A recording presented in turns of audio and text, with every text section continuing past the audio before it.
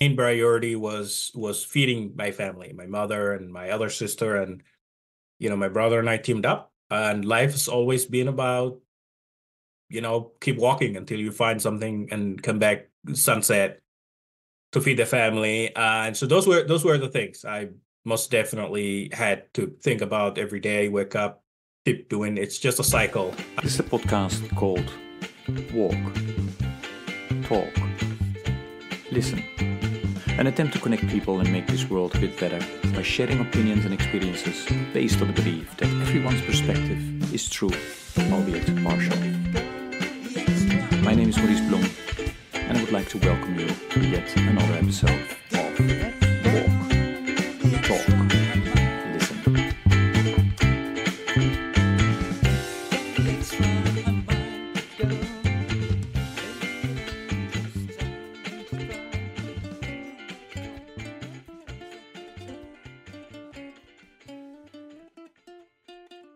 Okay, good day, everybody. This is another episode of the podcast Walk, Talk, Listen, and I'm delighted, as always, but specifically today with a special guest who's a colleague of mine, and he will introduce himself. Abdi. Thank you. My name is Abdi Iftin. I'm the communication specialist at Church World Service, based in the state of Maine. And part of my job is to work within the local Church World Service offices that are based within the United States, and affiliates sometimes, as well as partners. And I also come from a background of storytelling. And so my communications team at Church World Service and I have recently put together a ethical storytelling, which has been an interesting journey. And so I pretty much enjoy that part. And I'm originally from Somalia, stopped by Kenya for about 5 years with a refugee document. And then I was able to move and permanently resettle in the United States, specifically in Maine, about 11 years ago. So 11 years in the US. Okay, cool. And how long have you been with CWS? It's been 3 years. 3 years. Okay, great. Yeah, I mean, you have a fascinating story that you also have written a book about. So Abdi, what my listeners are interested in, and myself as well, is always, okay, you work now for CWS and you do other things as well. But how did you get there? And your journey is pretty eventful, if to say the least. And I definitely advise people to buy your book and read it. Still, I would like to ask you, take us a bit through that. You were born and raised in Somalia. Yeah, give us tell us a bit about that upbringing, and then how you ultimately ended up in the US 11 years ago. Well, thank you. If I could use one word to describe the life in Somalia as well as in Kenya, that word would be uncertainty, right? It rings a bell within predominantly immigrant and refugee and communities seeking asylum. I was born into a pretty wealthy family. My dad was a very famous basketball player, and so he made himself some name, and he traveled quite a bit. And so we never expected to see the way life turned to be. And when I was 5, we lost everything, and that's pretty much what happens when a country descends into chaos. And Somalia's civil war started in early 1990s. And civil war usually comes with all other major problems, famine. It's not just only a war that wipes out people. Everything else that comes with it. Lack of access to clean water and food and health, and all those things. It's It's always been a story with every Somali family. It's very common to say I lost a sister. It's common to say I lost a father. You know, that's been my life. You know, talking with my friends, it just comes up often. Um, and so I grew up, you know, at age 7. And instead of going to school, the main priority was feeding my family, my mother and my other sister, and you know, my brother and I teamed up. And life has always been about, you know, keep walking until you find something and come back sunset to feed the family. And so those were the things I most definitely had to think about every day, wake up, keep doing. It's just a cycle. So in other words, you know, unlike kids who were born in countries that are slightly stable, you know, we weren't thinking about going to school. We weren't really in that place at all, right? So uncertainty, because I wasn't quite sure if I was going to make it to age 9, and I did. And then I wasn't quite sure if age 10 would be a miracle that's going to happen, and it did. You know, and sort of on and on and on. Mm. And by 2005, it's interesting because I think in today's America or Europe or other places, becoming a teenager, you know, becoming a little taller and you know that's a pride. It's a great thing, right? It's you're becoming a man, a boy, and it was a disaster in Somalia because the moment you become a man, you either have to join an army, you know, you just can't be there, right? Not doing anything. So, you know, the options were really bad. So that's one of the reasons I had to leave to save myself. And very common with many, many refugees who are taking the most dangerous routes of their lives, mostly because it's, you know, die or try, right? Mm. Um, so that's what I did.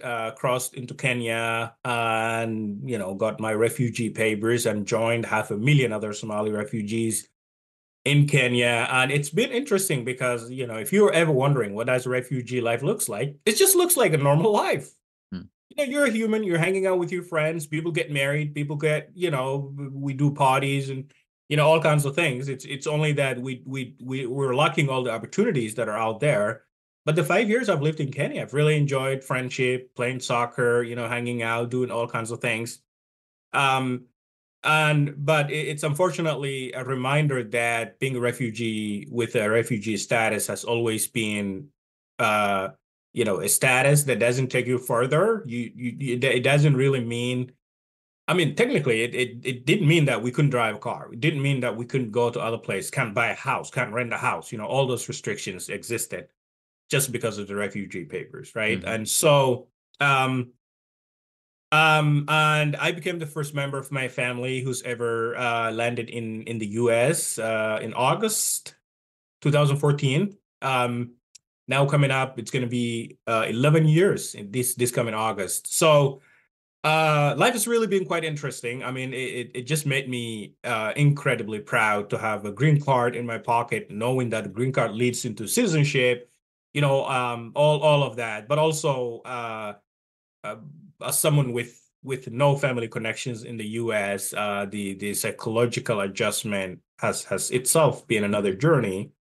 You know, one which was not as difficult as it was growing up through a civil war, but with the promise of things in this country, going to college and you know within 11 years. So I remember the first night I laid out a sketch for myself, fresh in the US, still going through this.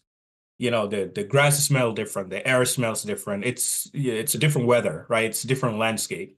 Um, and I told myself, if I'm here for 10 years, I need to do two things. Be able to vote.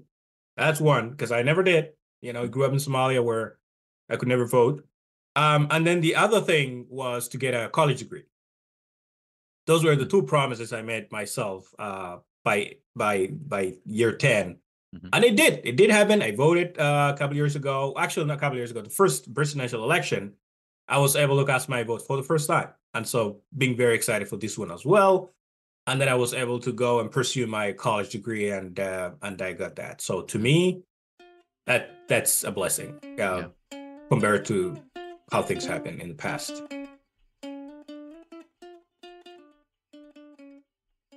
And thanks for sharing that, Abdi. I do want to talk with you about your time in the US, but for folks who did not read your book, you went over your journey quite fast because you mentioned about the Civil War, but a lot happened. I mean, you did allude to, yes, many refugees or people who experience these type of situations have lost a sister or a brother. You did lose a sister. You did have loss, tremendous. You were, as you mentioned, um, many times, you were facing a death, right? Through an AK-47 in front of you, the journeys, trying to flee, from different tribes who wanted to kill you. You had to grow up extremely fast as a child. Can you talk us through a little bit for folks who were not familiar with Somalia about why was there, a war going on, and then suddenly also the UN came in, the Americans came in. Can you allude a little bit about that? Absolutely, yeah. First, let me lay out that Somalia used to be one of the most democratic places on the planet. We Somalia has received its independence from both Britain and Italy in 1960. So, and shortly after that, there was a democratically elected president who ran the country, and things have been great. I mean, I wasn't there, but my parents were there. And then, as it happens in many places, president was assassinated, and the general takes over and rules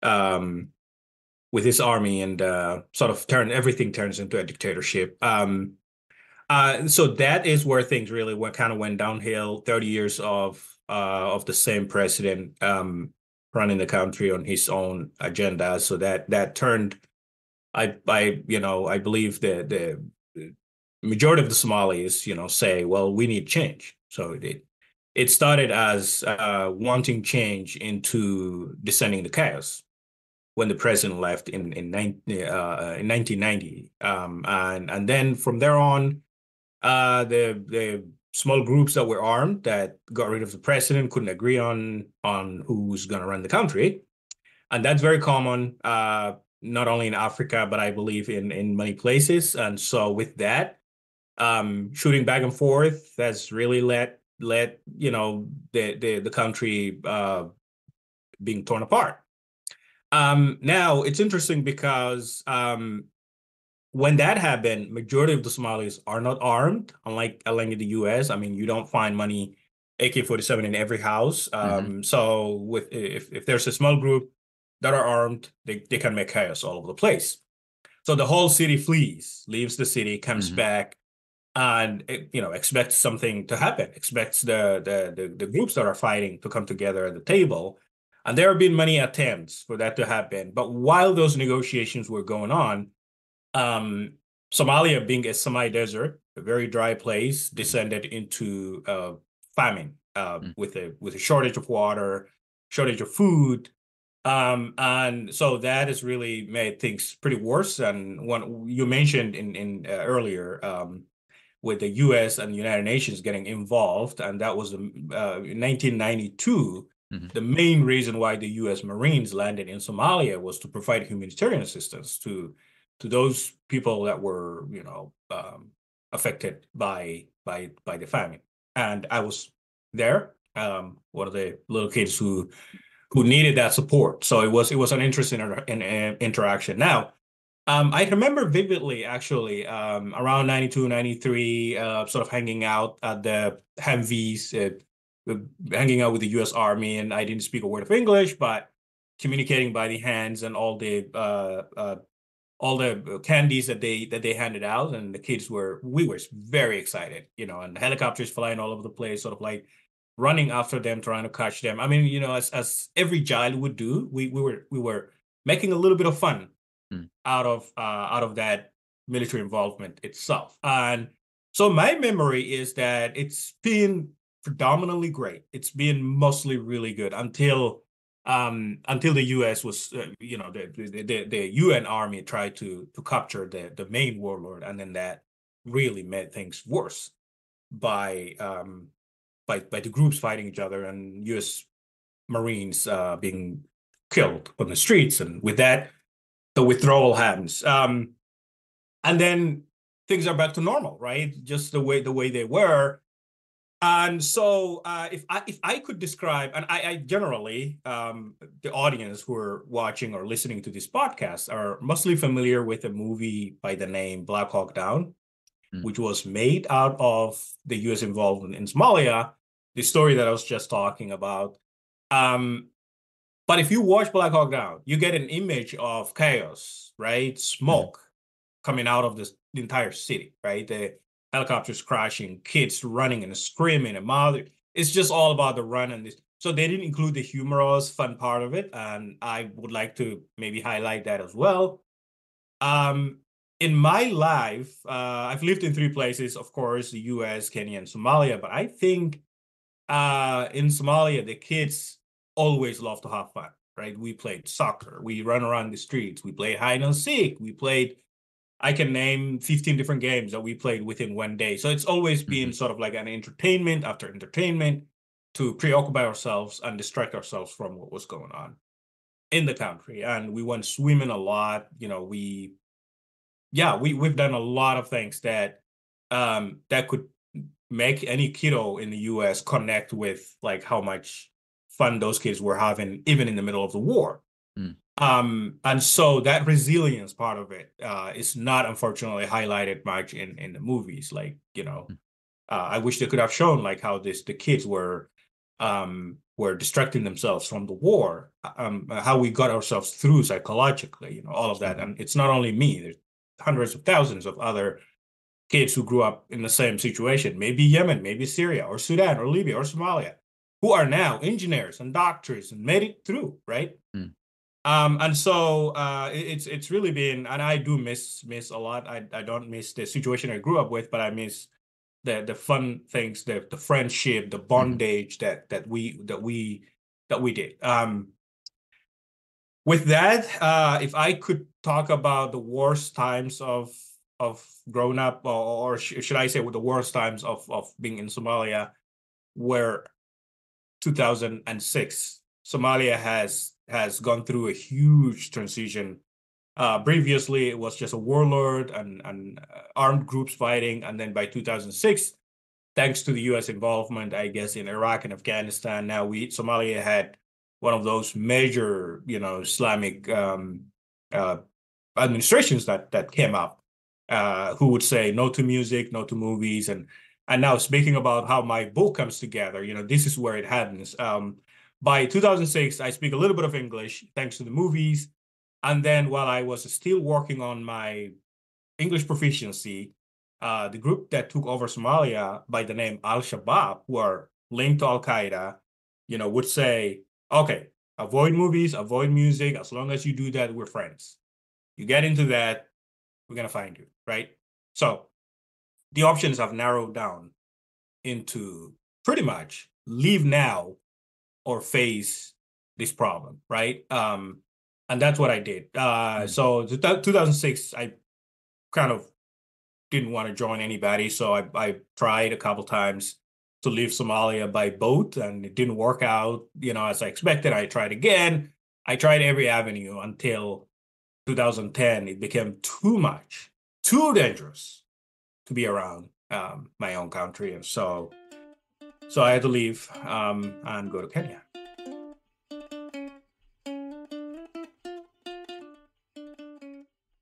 I have 2 questions about that. The choice that you made. Is one question is, because before they came, Al-Shabaab into Somalia, you also had to go to Quran lessons where you was pretty tough, right? The way you describe it in the book. If you could not recite, you got punished. How was that then different than, with the arrival of Al-Shabaab, in terms of your upbringing, in terms of in relation to religion? That's one. And then the other question that I have, you decide that you have to go, but you have your family still part. So how did that happen in terms of I go alone, I go with my brother, I go with the other family members? Yeah, Yeah, those two things it came to my mind when I was listening to right, you. right. The first question is great. Thank you. The arrival of Al-Shabaab, again, Somalia is considered to be 95% Muslim. That's a lot, right? But the ideology that Al-Shabaab brought to Somalia was extremely foreign, very strange. We were not used to it, right? Um, their ideology is the Wahhabism ideology, which pretty much exists in Saudi Arabia and doesn't exist pretty much anywhere else, right? In Somalia is the most moderate, most easygoing, used to be um, Muslim, and so when Al-Shabaab came and they laid out all the things that the society has, the do's and don'ts we were not used to that. Like you can't hold hands with the girls out on the road. And I remember saying, what? I never heard that, right? And I grew up in a pretty much predominantly Muslim Sufi Sunni society. And so we were all just really confused, really felt like our own lives being surrounded and cornered and there was an imposition of other ideology that we were not used to. And so that was their purpose. Their purpose was to wipe out the slight soft ideology of the Sufi Muslim and like impose this really strict Sharia system that exists in Somalia. And how did they do that? You can't listen to music. You can't watch movies, right? Girls dress up from tip to toe. I mean, and guys, you can't have your hair, shaved or cut in a certain way, and you have to dress a certain way. So the moment it became about me personally, right, and everybody else, the moment it became about me, the way you dress, the way you walk, the way you talk, when that happens, you know that you're in a bad hands, right? That's pretty much what majority of my people felt at the time, and but they're not begging; they're just enforcing it by force. And so and it was not negotiable at all. And so you either have to comply or leave. And I think to them it was fine either way. If you leave, they have the land, right? They will rule. They will take the land. That was the purpose, and they will rule anybody else who lives in it. Again, to the next question, which was leaving behind family, it was traumatizing, extremely painful. I remember many, many nights of sleep because I never really stayed that far away from my mother and my family, but being the only guy who just has to leave without knowing where I'm going, without knowing what's going to happen, but have to leave because it felt there was a threat that was imminent, right? So to save my life, I would rather die trying to get out and do something else. But uh, but my family were not in a safe place, so that also kept me thinking. She was worried about me. I was worried about them.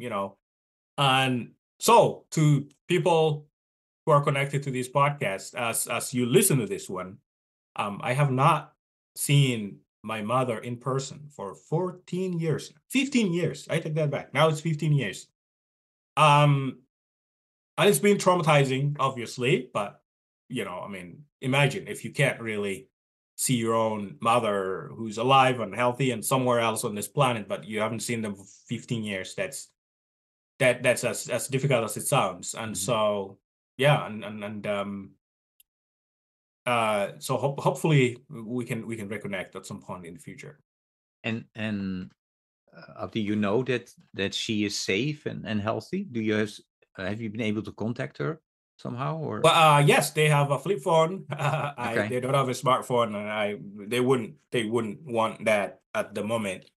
Yeah, I do stay in touch with them. I actually support them financially, as many immigrants who come to the US do. So wire money back for family members to have a roof and food and clothing, and everything else. So I'm in touch with them. Yep, we're in touch. We connect once every week. They don't have an internet or Wi-Fi, but I have to load up my phone and call them. And were you already able to talk with them when you were in Kenya, or did that start in the US?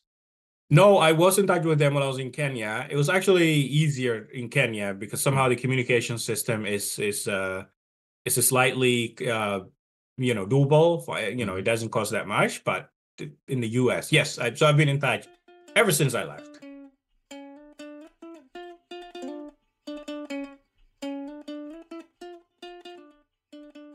I'd like to jump to Kenya because on average people stay 15 years in a camp situation before Yeah. they can go to the next destination. You mentioned it took 5 years. Tell us, how did that go? So you're right. 15 years plus sometimes. I actually know a family that have been in the camps since 1991. They had the process going on forever. And so you can only imagine how long that is. It's over 30 years ago.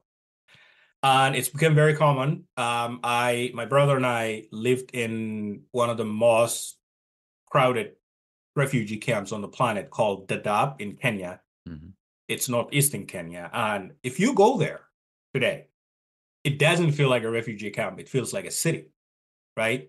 Because people have realized they are there for years and years and years. So they gave up hope of maybe leaving for the US. So what people did, they got married and had kids, and those kids that grew up started businesses, and so the host country, say for example Kenya, don't know what they need to do because the child is born in Kenya, technically should be a Kenyan citizen, but they don't do that, so they keep the refugee papers. So and that's my experience when I went there. There was quite a struggle going on between the Kenyan government as well as the 500,000 refugees, including Somalis and Sudanese, in Kenya, and the argument was all about, can the refugees build a permanent house like anybody could do? Like, you and I, if I want to build a house, I buy a land and I bring all the materials up there and build it up.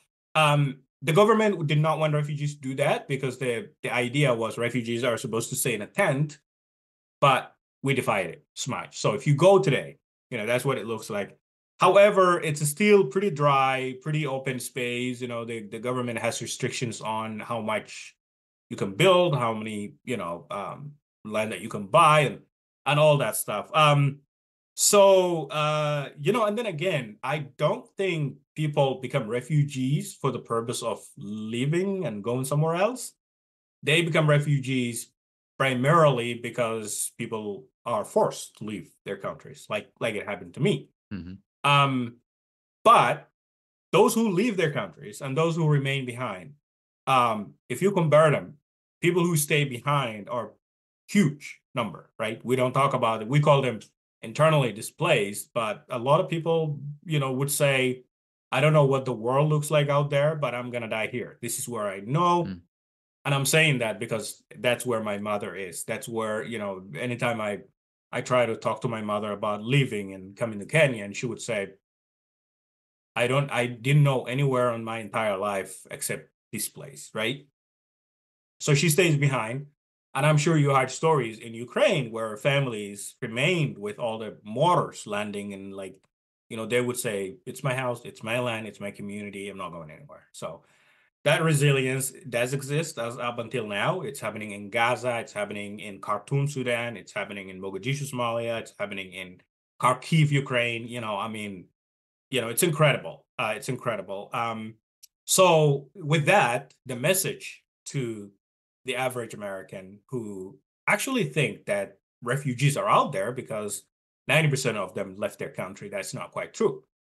It's a pretty small number of people that are crowded in refugee camps, risking their own, their own lives, like it happened to a few people who have been in refugee camps for 30 years. And, I mean, that's basically, uh, I mean, in this country, you and I know in the US, the years are counted, right? This person is thinking about, I'm going to finish middle school, high school, go to college, work, get married. I mean, that's the way we schedule our lives pretty much Mm. in this country and in many other places. But for the refugees, it's 5 years goes and you've been sitting in the same spot, or locally internally displaced people. And, and all of a sudden you find you've been there for 30 years without school, without much progress.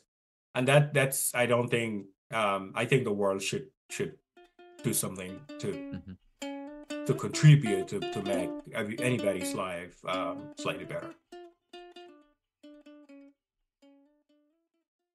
For you, it took 5 years, right, before you could move on. Yeah, what happened? How did you get that done? It took me well, okay, so I still have my refugee ID somewhere in the house, and it's expired a long time ago. If I didn't come to the US through the lottery visa program, I think I would still be in Kenya by now. I'll give you one example. My brother moved into the refugee camp in Kenya in 2004. It's a long time ago. And he's been there until I got there, which is 2011, right? So he was there with the refugee paper, and he did an interview at the US Embassy once, and then they told him, we'll call you back. And it took 4 years for the next appointment. And so it dragged on and on. And when I registered as a refugee, I remember, the next steps include finding which country will accept you based on your story. And so it could be Canada, it could be US, it could be Sweden, it could be Australia, but it takes years. So I was in Kenya for 5 years, and I didn't know a single country that has picked my case. Again, it's like a lottery. Say, for example, 500,000 refugees have refugee IDs in Kenya. And how many of those really get lucky to come to the US or to make it to England or to make it to Australia? It's definitely less than 5%. So majority of the refugees drag on, and a lot of them get rejected as well.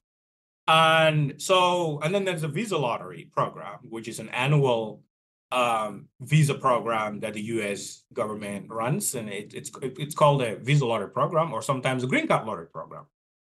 Again, that's also a lottery. 15 million people applied the year that I applied to. It's pretty easy to do online if you find the right link and you fill up your information.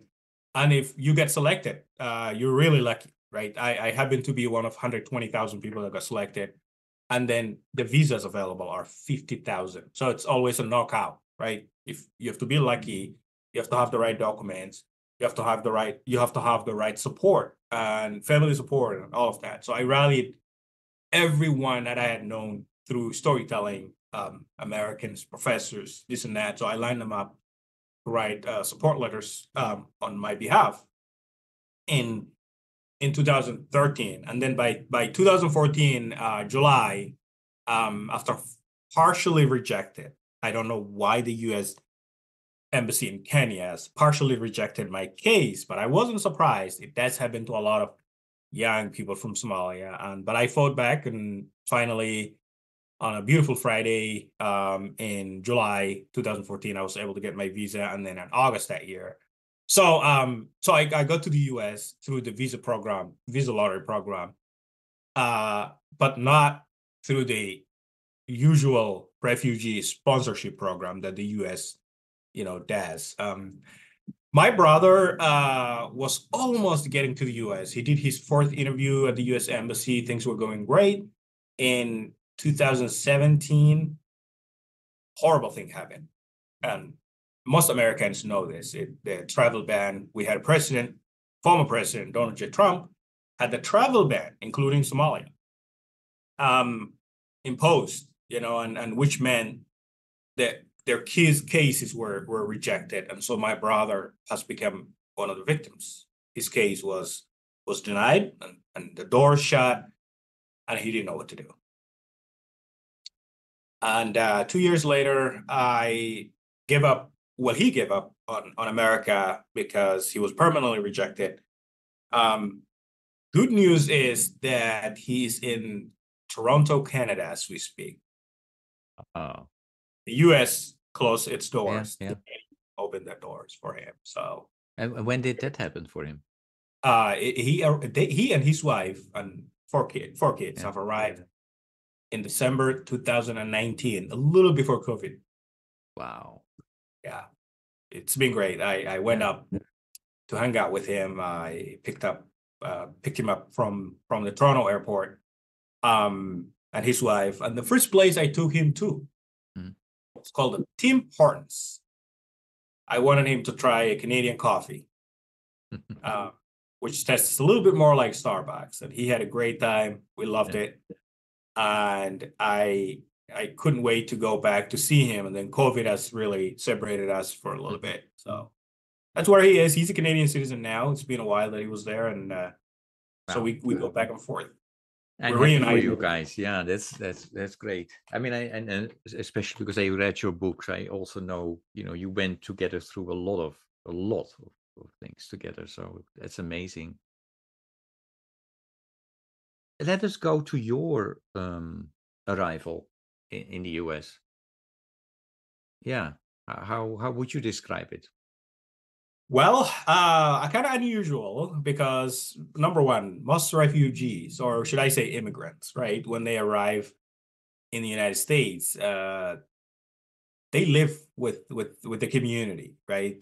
For example, they the only place other than Somalia and Kenya that Somalis live, I believe 100,000+ people is in Minnesota.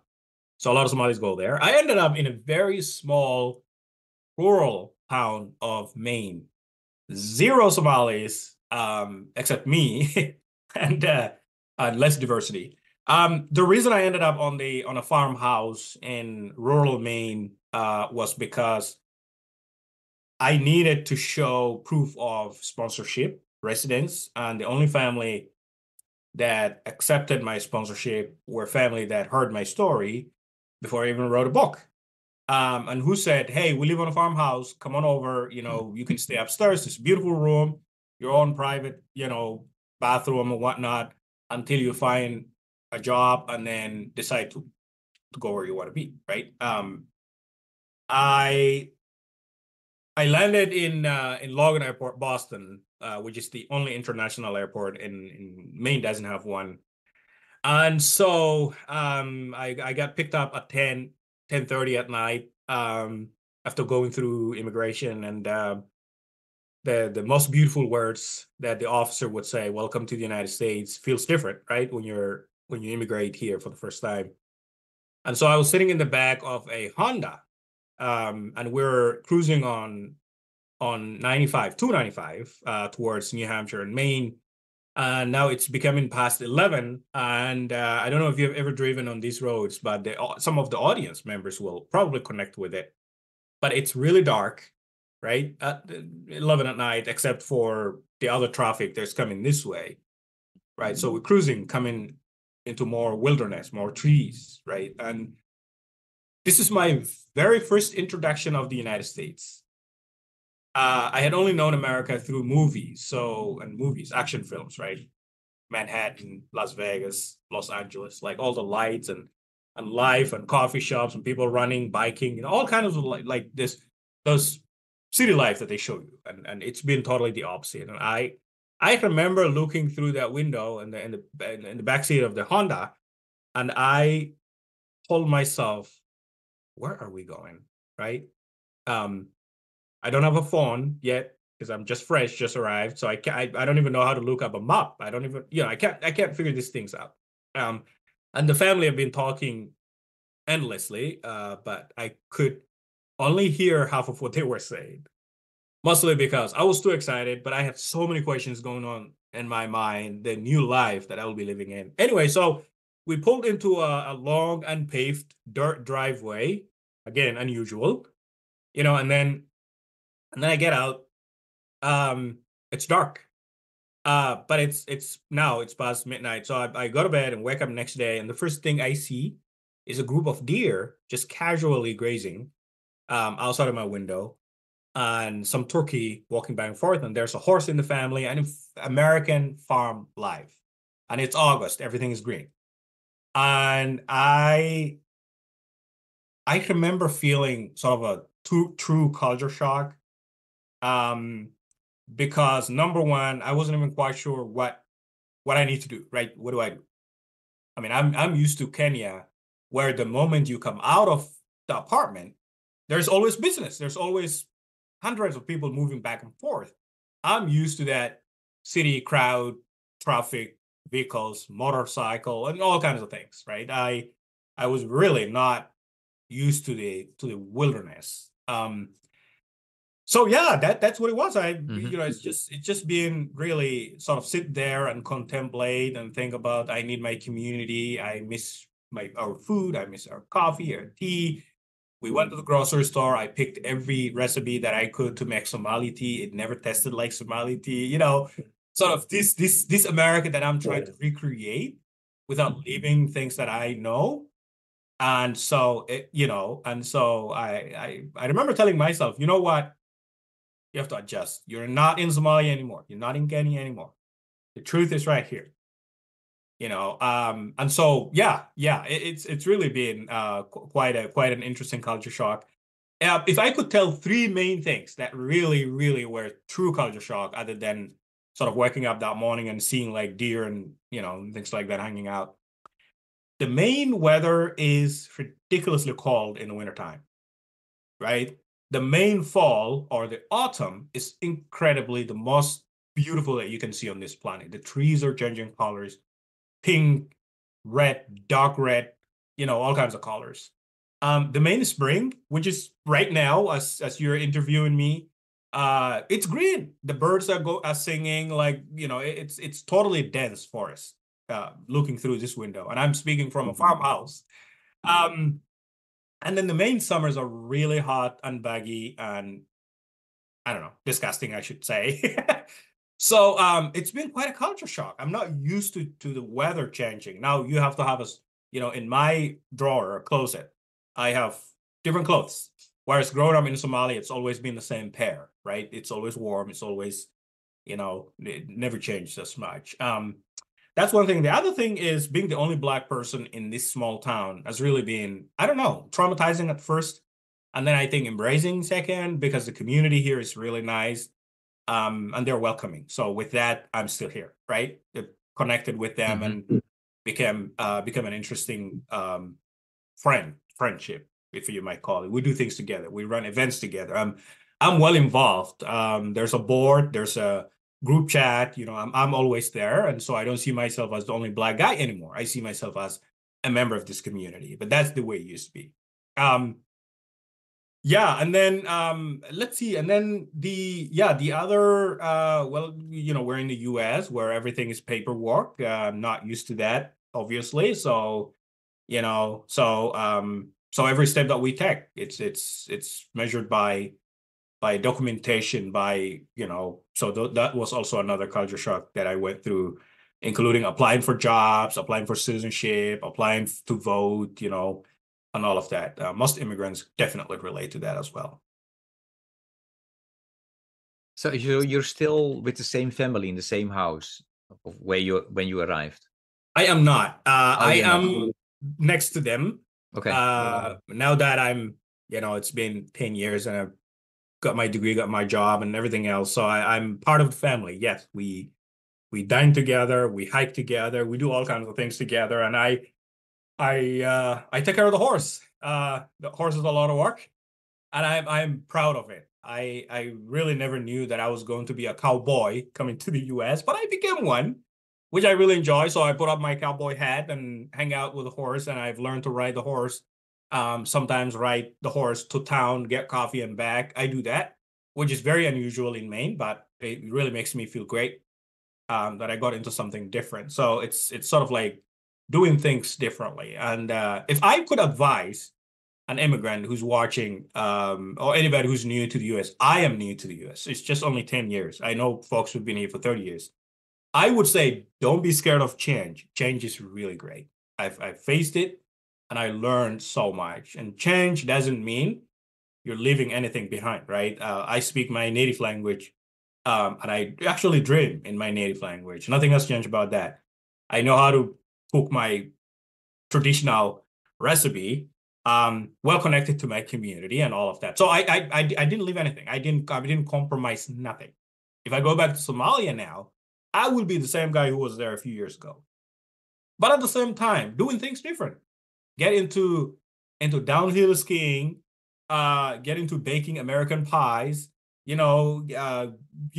like again, I was saying, get into horse riding, get into American farm, all these things are really beneficial. So, and that's one of the things as an advocate for my community, I always say, don't fear actually, except for itself, right?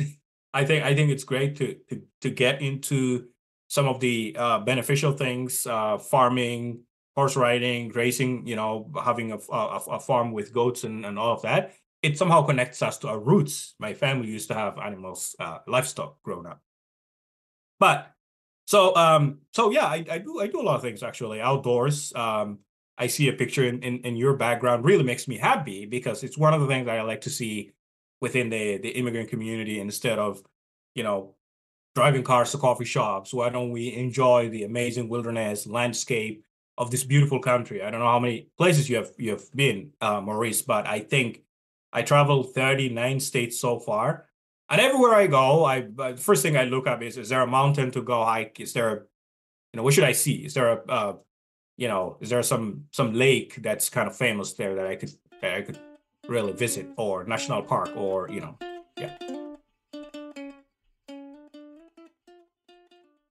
And I think it's for your mom. I mean, probably she is kind of proud because she is herself a nomad. She took care. She took care of livestock as well, right? When she Yeah, grew she up. did. Yeah, She and my dad actually met yeah, because he had his own family's livestock. She had her own family's livestock, and they met yeah, in the middle of nowhere. They can't yeah, even.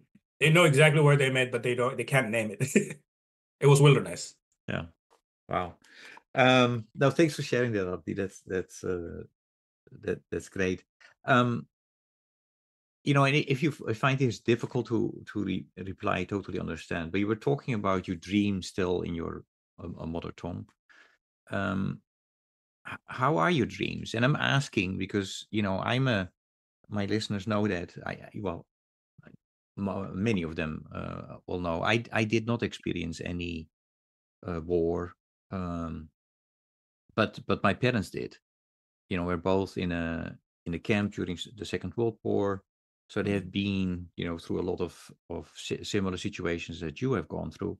But somehow I have inherited their nightmares. Um, so I remember when I was small, I heard them screaming in their bedroom, and now when I wake up, I make the same type of screams. Both my parents passed away, a couple of years ago.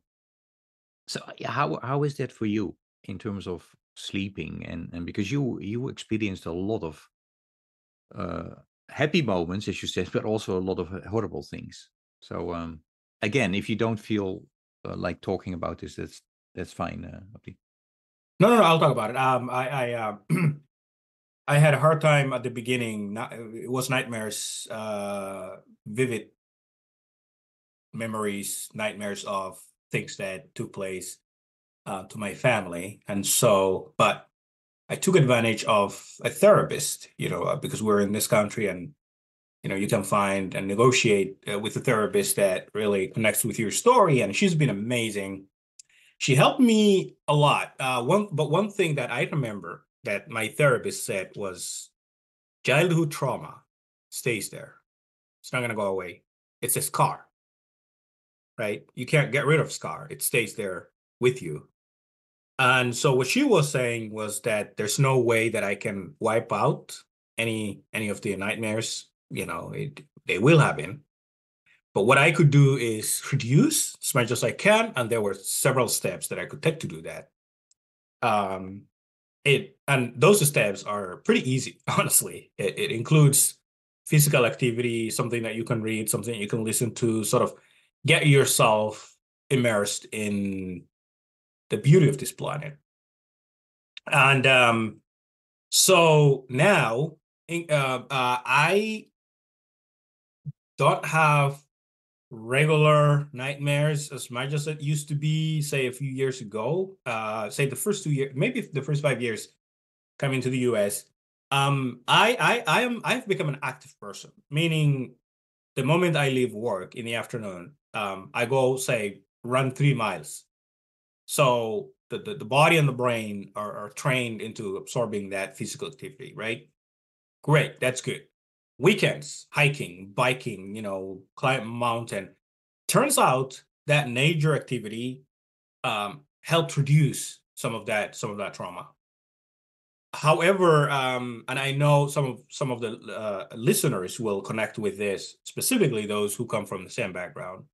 Every time I talk to my mother, which is once every week, the trauma level increases, maybe from 2% to 90%. Number one, hearing her voice brings back a lot, right? This is the person who birthed you. This is your mother, who you haven't seen for 14 years, for 15 years. And and then maybe sometimes she says things. She says there was a bullet that came to the house, and that's one of the calls we had recently. There was a stray bullet just pierced through this place, but she wasn't there. But what if she was there? So, sort of putting this together really provokes these nightmares. Even if I'm awake and not asleep, like during the day, my heart starts pumping, like, all that stuff. It's not gonna go away. It reactivates all the time. And so I don't complain. It's a life. I live with it. If if I sometimes I have nightmares and they're really bad at night. So what do I do? Just get up, wake up, don't force myself to fall back to sleep. And do the next thing that I have on the schedule. Maybe finish a page of this book, right?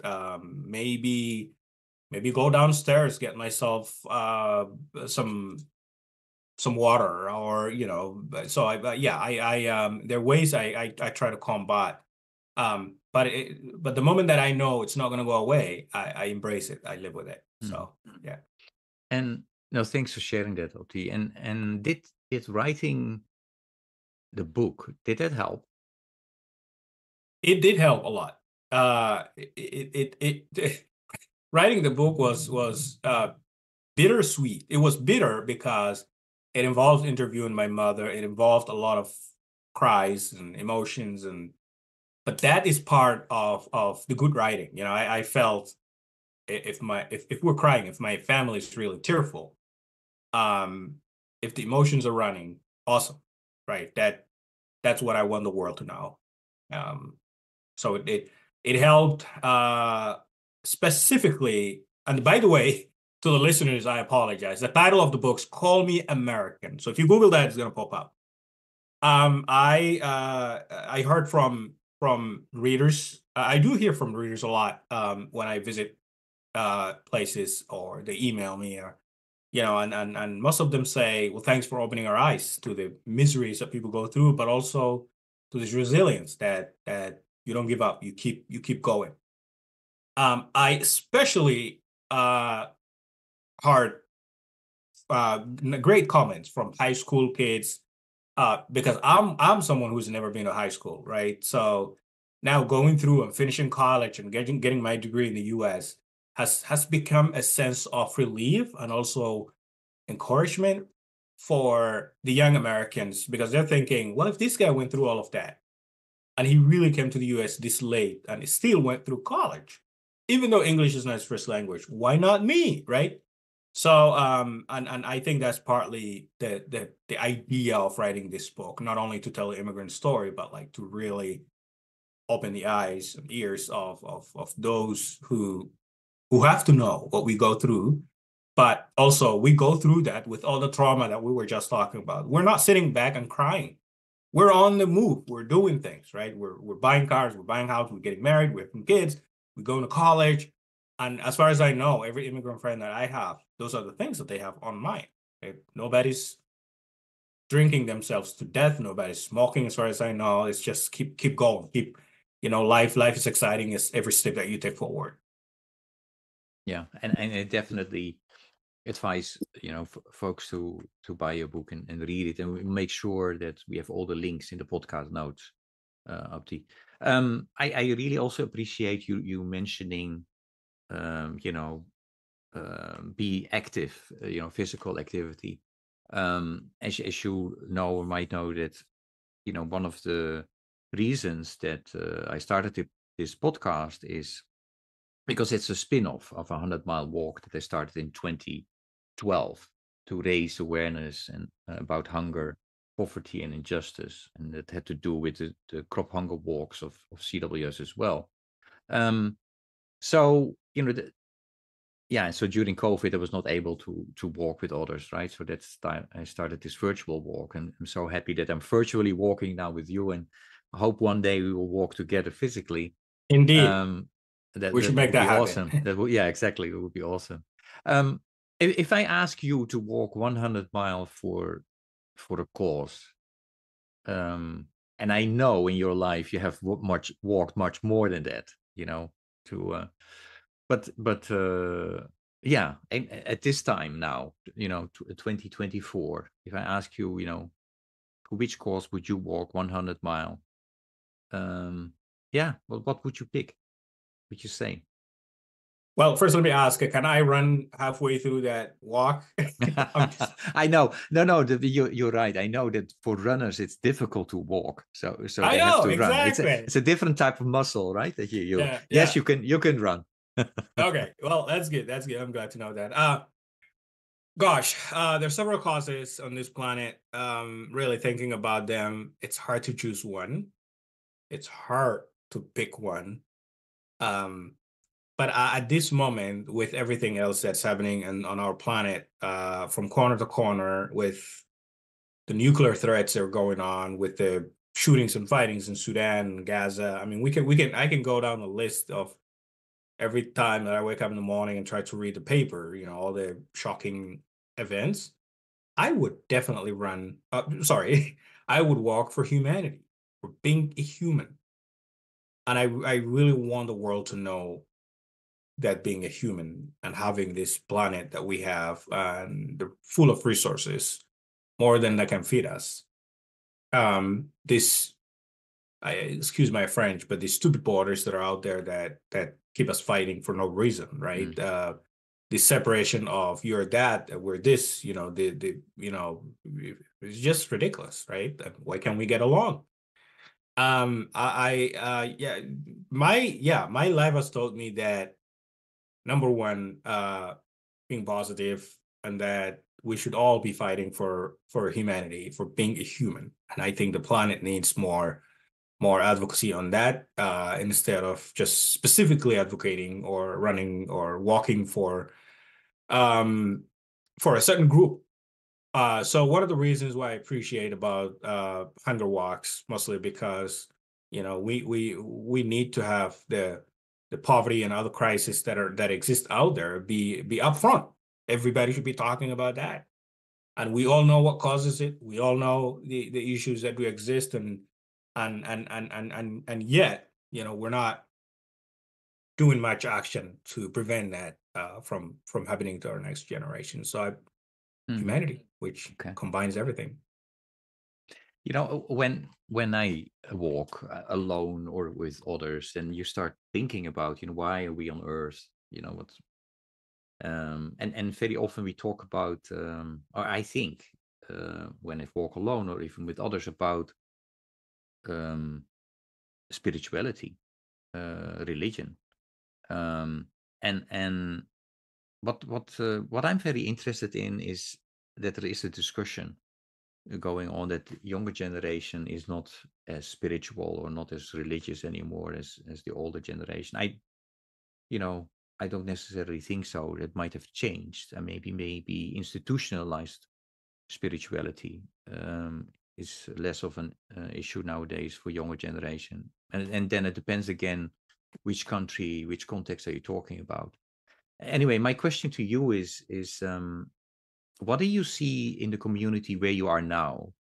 um, with regard to youth as well as spirituality? Well, what I see are a lot of questions that youth are asking.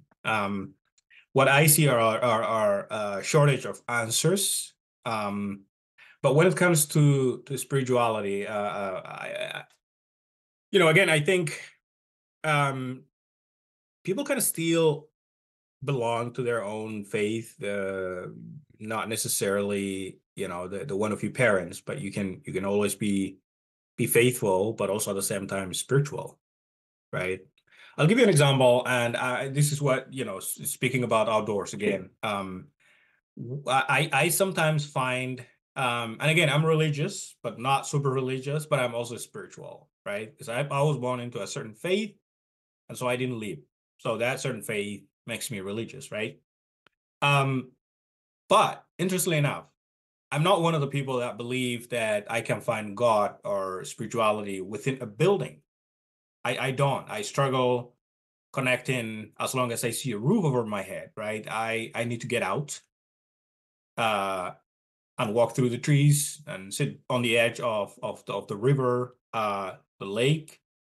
And so the combination of everything, the fish, the water, the trees, the mountain, the dirt, the blue sky, the little cloud, those are the things I really need to see to prove that there's an existence of those of us, that I'm there, really there, not it. And again, every single one of these things that I just described, it's not a man-made.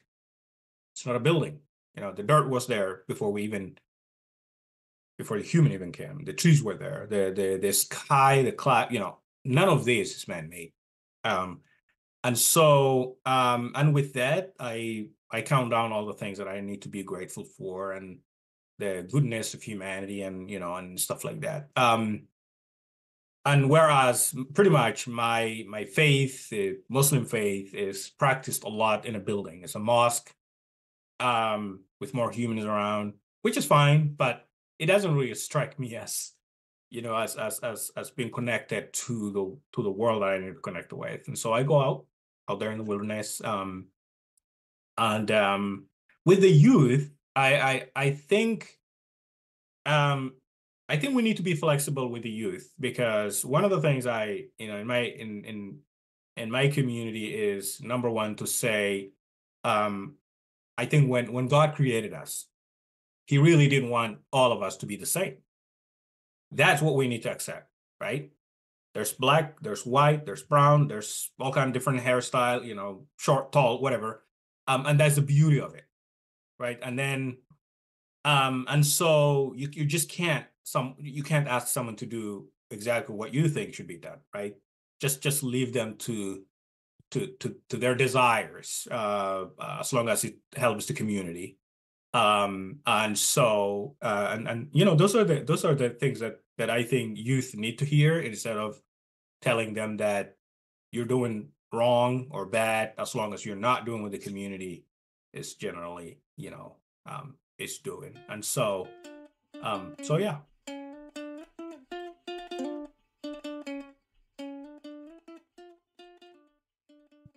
Abdi, when you talk about humanity and go out there, looking at nature, um, actually the world acknowledged that we have developed a world that's not sustainable and that we need to do a better job. And as a result, they had conversations and they came up with 17 sustainable development goals. They are not perfect, but at least there were some kind of discussions going on within the world. Yeah, so I would like to know from you, what do you want the listeners to know about these sustainable development goals? Well, I think the listeners, number one, I'm a listener myself. I listen to podcasts like yours, to really find a common goal with everyone else. The Unfortunately, there are more concerns on this planet, obviously, and you and I can go down a rabbit hole talking about it, climate change, all this increasing flooding, and all, crop getting wiped out in many places of this planet, and radiation going into the air. I mean, I mean, again, as scary as that sounds, the listeners themselves have to know that the solution of all of that is in their hands, or like you and I. I mean, we should not really sit back and watch the world crumble.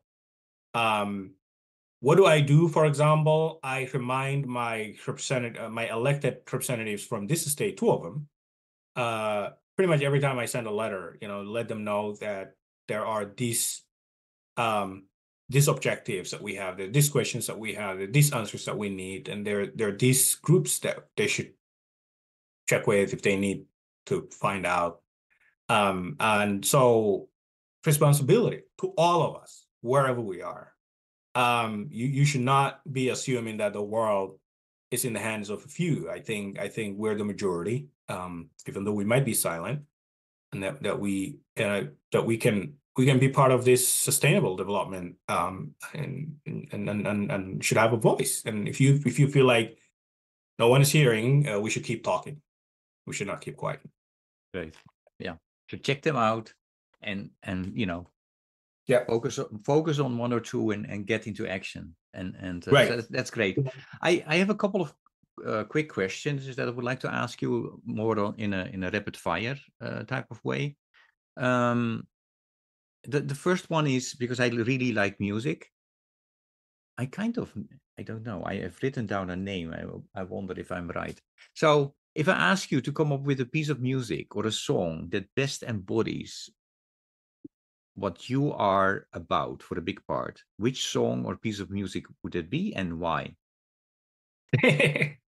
Well, first of all, lately, in case you're wondering, there's a musician who has just sought asylum in the U.S., but a great musician that I've been following ever since he emerged on the same streets I grew up.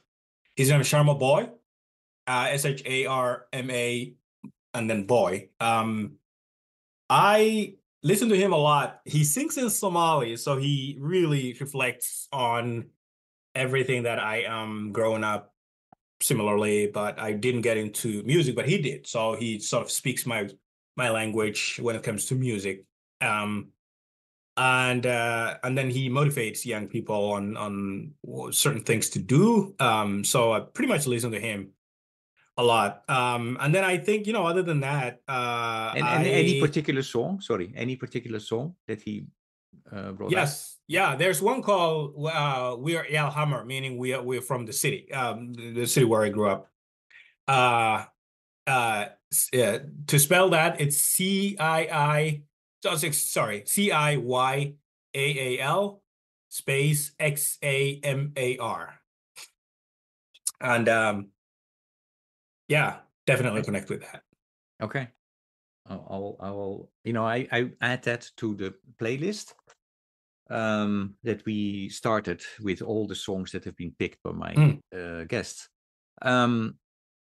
I actually thought that you would mention Thriller of Michael Jackson, but because you mentioned that song in your book. So I used to listen to him a lot. Yeah. Okay. What I hope that this podcast is doing is connect people. And one way of doing that is connect you, not only with the listeners, but also connect you with the previous guest. So the previous guest has a question for you. And the question is... I think my question would be like, how do you see faith or spirituality as an important part of social movement work? Yeah. I think I kind of soft. I think spirituality and faith should be there. But if I'm someone who's out there with an active group, but none of them is spiritual, faithful, I would be fine with it. But I think as someone who's spiritual and faithful, it really makes my world more hopeful. So that's the word I would use. I'm not sure. And again, nothing against people who are not spiritual or faithful, but I think being faithful and spiritual gives me hope for the planet itself, gives me hope for life after. Okay. Your question for the next guest. Well, my question would be, how can we all bond together despite our differences? Yeah, what are one or two strategies that the next speaker can tell us? And I would love to hear that. Great. Noted. Yeah, now these conversations always go fast. Any message, invitation, or question for the listeners? For the listeners, yes, I would most definitely invite you to listen to every single podcast episode of this podcast. That's my first invitation. Message to the listeners is to be an active participant in everyday democracy that we need to fight for. I sometimes worry, if you're an audience listener in the US, please be an active participant in changing the shape of this democracy to be the way that we all want to be. We should all be involved, and I think politicians should hear us as well. Great. Yeah, before I thank you, any question that I should have asked you, but I did not? I think you asked everything. Well, I actually we could do another 2 hours because I'm yeah, right. a lot of and I really your book is a must read for anybody out there. Yeah. And it's great to see that you were able to get to a place where your life has improved. I do hope that you will be able to reconnect with your family physically and not only through phone calls. I really hopefully, fingers hope crossed. That will happen. Yeah, it happened luckily with your brother, so hopefully it happens with the rest of the family. Yeah, thank you so much. And well, I know that we work for the same organization, so yeah, invite me back again in a few months. Yes. Thanks, Maurice, for having me. That. This was really fun. Thanks, Abdi.